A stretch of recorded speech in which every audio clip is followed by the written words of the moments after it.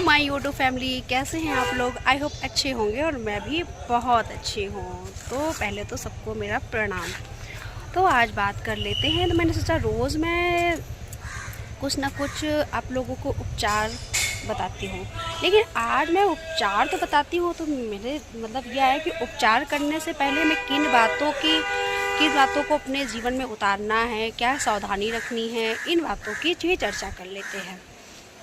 तो आज मैं कुछ जैसे हमारी सुबह की रूटीन होती है, उनको स्टार्टिंग हमें कैसे करना है, सुबह उठ के क्या करना चाहिए, क्या नहीं करना चाहिए, इन बातों को भी ध्यान रखना है। तो पहले तो सब लोग जितने भी नए लोग आए हैं मेरे चैनल को सब्सक्राइब कर दीजिए और लाइक भी शेयर भी करिएगा। और अब बढ़ते हैं अपने आगे।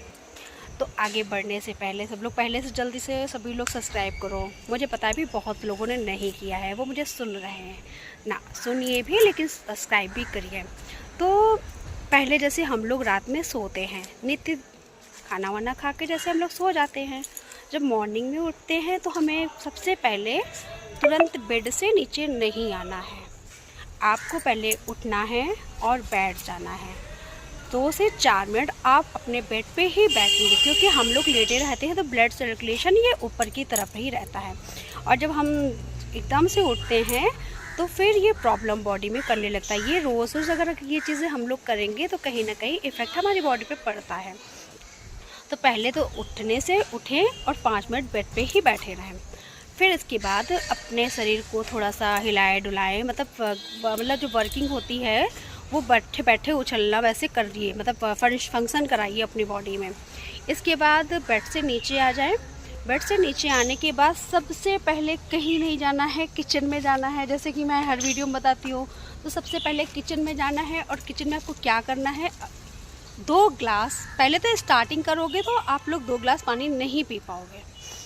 और कैसे पियोगे ये भी तरीका बताती हूँ। तो आपको 1 ग्लास पानी लेना है। पहले 1 ग्लास, वैसे तो मोस्टली 2 ग्लास पीना चाहिए, लेकिन मैं 1 ग्लास, स्टार्टिंग करने वालों को 1 ग्लास, जो शुरू कर चुकी हो, काफ़ी दिन हो चुका हो तो 2 ग्लास पानी को गुनगुना गर्म कर लेना है। और उसमें 1 चम्मच हल्दी डालनी है। हल्दी एंटीबायोटिक होती है। और जो हमारे शरीर में आजकल आप लोग देख रहे हैं गांठें बहुत बन रही हैं, बहुत सारी गांठें हो रही हैं, लोगों के पेट में कई गांठें हो जाती हैं। तो गांठ अगर है तो वो गल जाए और आगे उसका कोई इन्फेक्शन ना हो बड़ा, तो गांठ भी गलत रूप ले लेती है, कैंसर जैसी बीमारी का रूप ले लेती है। तो हमें इस बात का ध्यान रखना है कि गांठ अगर है तो हमें उसको कैंसर का रूप नहीं देने देना। और हल्दी ऐसी चीज़ है कि हमारी बॉडी में गांठ बनने ही नहीं देती है। अगर है तो उसको गलाने की भी इसमें कैपेसिटी होती है, अगर छोटी मोटी है तो, और कैंसर का रूप नहीं देते। हल्दी हमारी रूटीन में शामिल होनी चाहिए। तो सुबह 1 पानी लिया, उसमें 1 चम्मच हल्दी डाल दी। हल्दी डालने के बाद हमने वो पानी पी लिया। पानी पीने के बाद हम फ्रेश होने चले जाते हैं। फ्रेश होकर फिर हम जब आ जाएं तो ये आपको ब्रश करने से पहले ही मतलब करना है, यानी कि जो लार होती है वो भी पेट के लिए बहुत बेनिफिट करती है। तो पानी मतलब लार के साथ अंदर जाना चाहिए। फिर इसके बाद क्या करना है, आपको गिलोय, आंवला, एलोवेरा पतंजलि में इजली मिल जाता है, वो आपको लाना है। और गौमूत्र अर्क भी आता है, ठीक है, गोधन अर्क आता है, वो भी आप ले आइएगा। तो वो जब आप ले आएंगे तो उसको, ये चारों चीज़ें आपके पास हो गई अवेलेबल। तो आपको एलोवेरा लेना है। और एलोवेरा को जैसे 15 ml एलोवेरा आपने लिया तो 15 ml से थोड़ा सा 20 ml पानी ले लिया, एलोवेरा को डाल दिया और पी गए। 2 मिनट का गैप किया।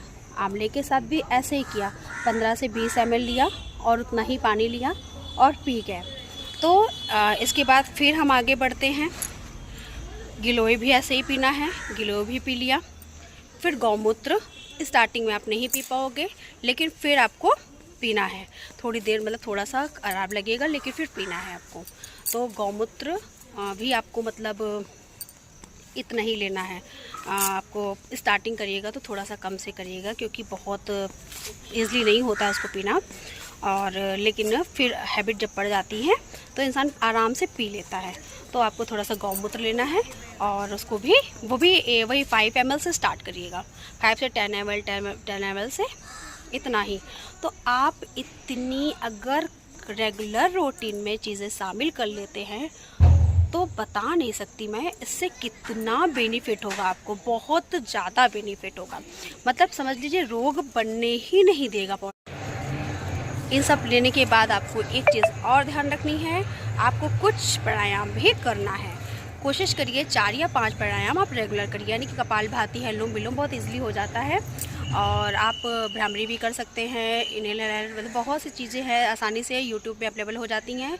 तो आप लोग कुछ नहीं तो ओम की ध्वनि लगाकर कुछ 5 या 4 प्राणायाम रेगुलर 15 मिनट आपको समय देना ही देना है, यानी कि ये करना है और 15 से 20 मिनट आपको प्राणायाम में दे देना है। और मेडिटेशन भी कर सकते हैं 2 से 3 मिनट का।